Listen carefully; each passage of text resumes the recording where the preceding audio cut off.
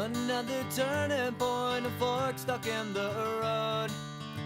Time grabs you by the wrist, directs you where to go. So make the best of this test and don't ask why. It's not a question but a lesson learned in time. It's something unpredictable, but in the end is right. I hope you had the time of your life.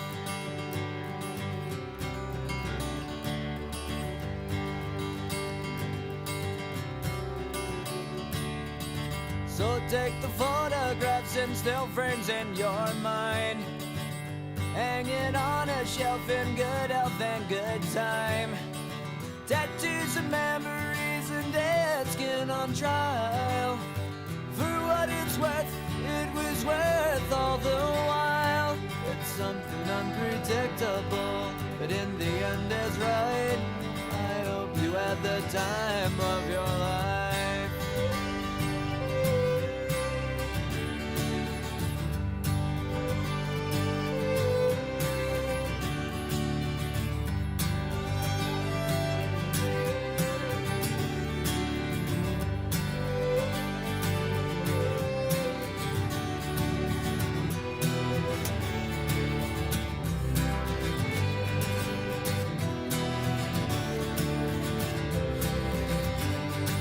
It's something unpredictable, but in the end it's right.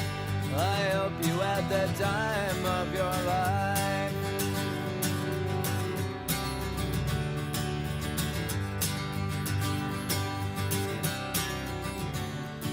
It's something unpredictable, but in the end is right. I hope you had the time of your life.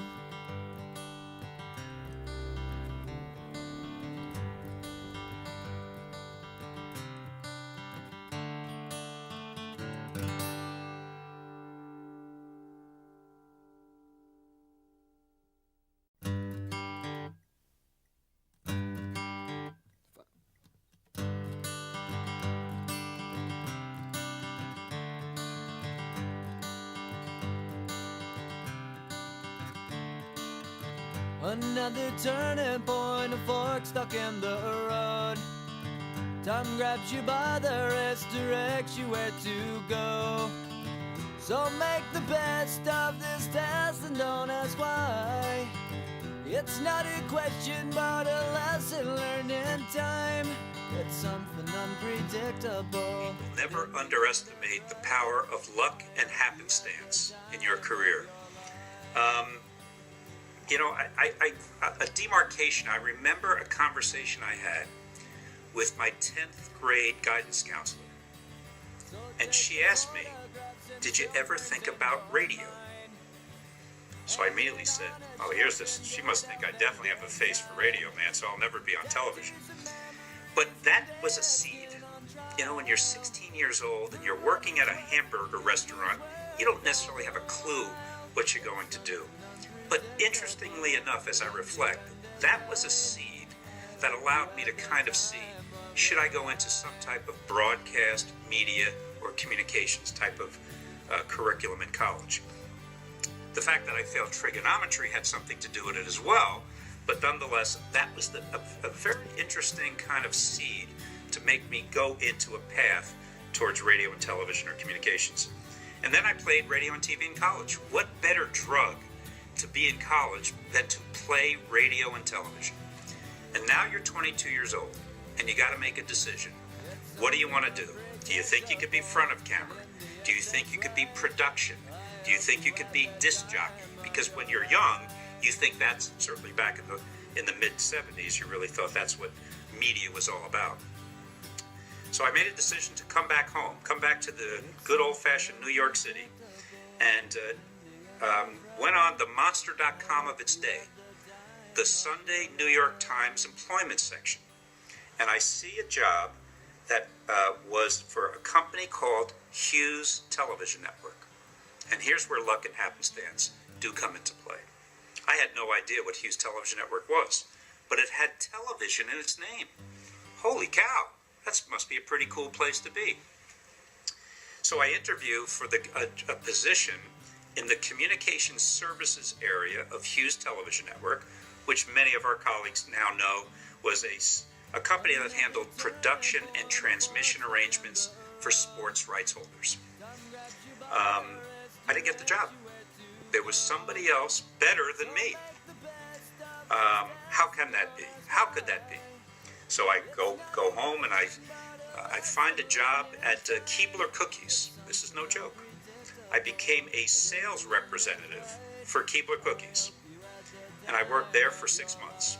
And I realized something that I didn't have, not to say that that's not an important industry, but I didn't have the passion to sell pecan sandies.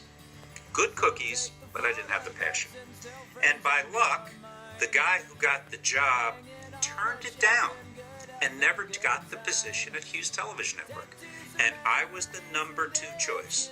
So I ate my pride day one, and I got this position at Hughes Television Network, auditing telephone bills at sports remotes to make sure that the telephone company wasn't significantly overcharging, because we all know they overcharge. But I was working in the communications services area. Brent Stranathan, one of my best colleagues, my boss at one time at the ABC television network, was already working there. And I started to learn the craft of satellite transmission, of landline transmission for moving video audio signals from one point to another point to get sports signals from remotes back to the home base broadcast center. I was a kid in the candy factory. I had no idea what any of this was, but I got my foot in the door. RCA American Communications was a satellite provider to Hughes Television Network. They had a job opening.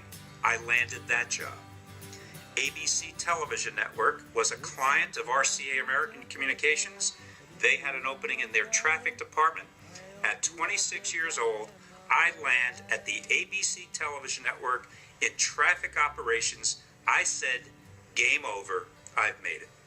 32 years later, I've been blessed to be able to stick around that long and be part of some enormous kind of change.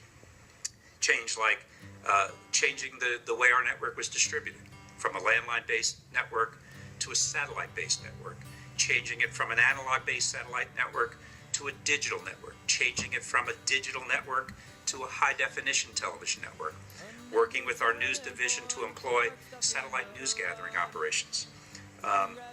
It's been an extraordinary run. And the one thing, again, that I've learned, it's still people that drive the process together. So although I may not be the rocket science, although my skills in math isn't what they need to be, I recognize that it's still a people business, and driving people in the process is still what